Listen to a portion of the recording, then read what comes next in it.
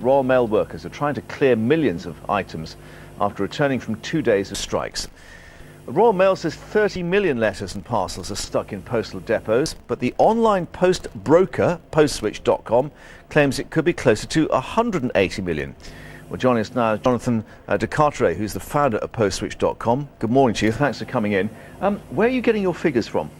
Our figures are calculated by the postage portfolio under our control. We help advise the top 100 biggest mailers in the country, and so we have a pretty good understanding of the volumes that are going into Royal Mail and also what their operational capacity is during the strike period.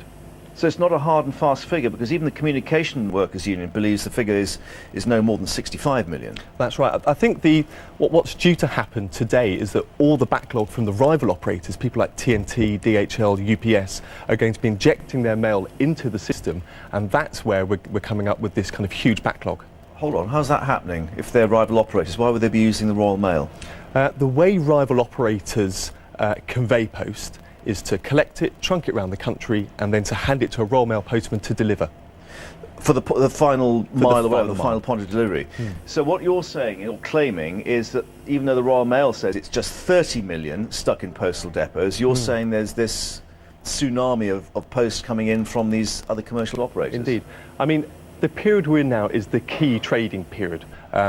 Postal volumes surge in the months leading up to Christmas, where about 110 million items of post will be conveyed. So when you have 2 days of strikes, the backlog accumulates very, very quickly. It is, however, in your interest to paint as black a picture as possible and to create this image of confusion and chaos, because your job is to try and find companies other outlets rather than the Royal Mail. Well, our position is one of impartiality. So we look at our client's portfolio, we make a commercial assessment. Sometimes we advise that they keep their budget with Royal Mail. But essentially what we're finding at the moment is that our clients, their general mood is one of no confidence in Royal Mail's ability to deliver their items, and they're very keen to switch away. However, you've also indicated that even on the big operators, TNT and so on, they have to use the Royal Mail for that final point of delivery, which a lot of analysts have said commercially is not viable for these big companies, that the Royal Mail does a very good job on that final mile, as they describe it. They do, and there's no arguing with that.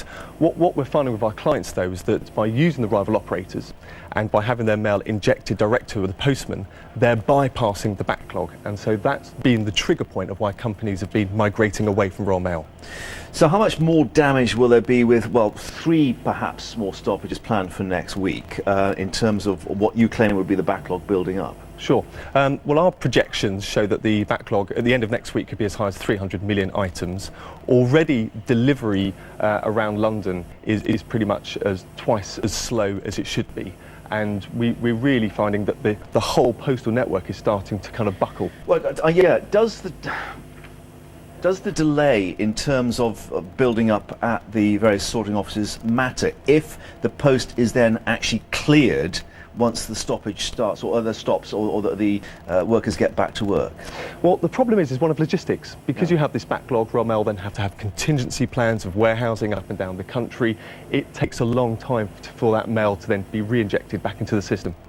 From your experience, though, is it feasible that the Royal Mail could be replaced by a commercial network for Britain? I mean, it seems that the infrastructure which is there has worked well in the past.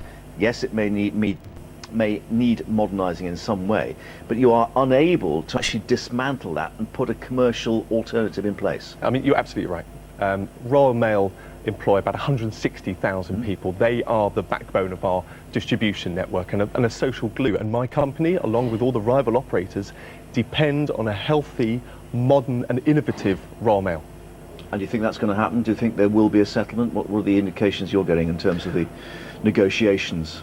The way we see it, and to put it very starkly, Royal Mail needs to modernise or decline. Jonathan, thanks very much indeed for coming in, and we'll see what happens, of course, in the next week. Thanks for your time.